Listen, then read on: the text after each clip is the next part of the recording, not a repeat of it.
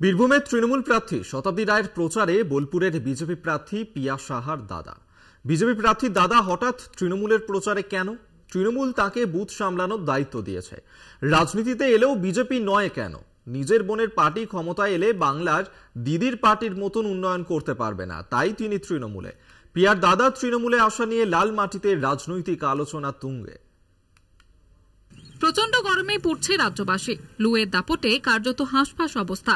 এরই মধ্যে দক্ষিণবঙ্গের 7 জেলায় তৃণমূল প্রার্থীর প্রচারে বিজেপি প্রার্থী দাদা জানিয়ে লালমাটিতে রাজনৈতিক উত্তাপ চড়ছে। শুক্রবার সাঁইথিয়ায় মহিলা কর্মীদের নিয়ে একটি কর্মী সভা করে তৃণমূল। সেই সভা থেকেই শতাব্দী রায়কে ভোট দেওয়ার আবেদন করেন বোলপুরের বিজেপি প্রার্থী পিয়া সাহার দাদা তন্ময় সাহা।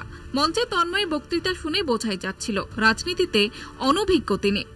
9 নম্বর ওয়ার্ডে তৃণমূলের বুথ সভাপতির দায়িত্ব দেওয়া হয়েছে তন্ময়কে, কিন্তু তিনি রাজনীতিতে অনভিজ্ঞ হলেও তৃণমূলে কেন? বোন কি তাকে দলে টানতে পারতেন না, নাকি পিছনে রাজনীতির অন্য অঙ্ক? এখানে মমতা ব্যানার্জির নেতৃত্বে আমাদের সাঁইথিয়ার পৌরপিতার হাত ধরে ও মাননীয় বিধায়িকা লীলাবতী সাহার হাত ধরে যে উন্নয়ন চলেছে, তা এখানে অনেক কিছু উন্নয়ন হয়েছে। আশা করছি সবাই জোড়াফুল চিহ্নে ভোট দিয়ে জয়যুক্ত করুন। নমস্কার, বন্দে মাতরম। বোন যদি বিজেপির প্রার্থী হয়, ও কি করে তৃণমূলের বুথ সভাপতি হতে পারে? আজকে নিশ্চয়ই প্রমাণ হয়ে গেল যে রাজনীতিটা রাজনীতির জায়গায়, বোন বোনের জায়গায়, ভাই ভাইয়ের জায়গায়। ভাই এবং পরিবার সবাই মমতা বন্দ্যোপাধ্যায়ের প্রতি আস্থা রেখে শতাব্দী রায়কে ভোট দেওয়ার আবেদন আপনাদের সামনে জানালো। এটা কিন্তু একটা বড় ব্যাপার।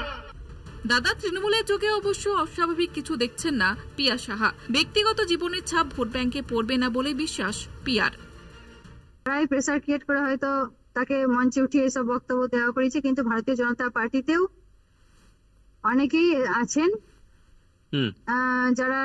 যাদের স্বামী বা স্ত্রীরা টিএমসি করে। তো আমাদের ভারতীয় জনতা পার্টি এরকম সংস্কারে সংস্কৃত নয় যে তাদের বউকে বা স্বামীকে মঞ্চে উঠিয়ে বলা করানো যে তার ভাই বা বোন বিজেপির ক্যান্ডিডেট হয়েছে। আমরা তো দেখছেন এখানে আমাদের শুভেন্দুদাও নিদর্শন আছেন, সৌমিত্র খাওয়াদাও আছেন, তো ওনার ওয়াইফ আজ টিএমসিতে, আমাদের শুভেন্দুদা দাদার ভাইয়েরা আছে টিএমসিতে। তাহলে এইগুলো তার নতুন কোনো বিষয় নয়, কিন্তু আমরা এরকম রাজনীতি করি না তাকে মঞ্চে দাঁড়িয়ে বলা করাই যে তোমার দাদা বা ভাই বোন অন্য পার্টি করছে।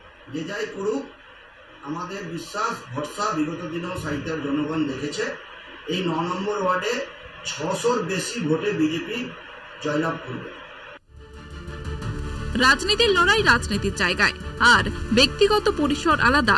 এই নিয়ে বিজেপির হয়ে সুর চড়ালেও ভোটের আগে বিজেপি প্রার্থী দাদা তৃণমূলের হয়ে প্রচারে সামিল হওয়ায় প্রশ্নের মুখে বীরভূমের বিজেপির অবস্থান।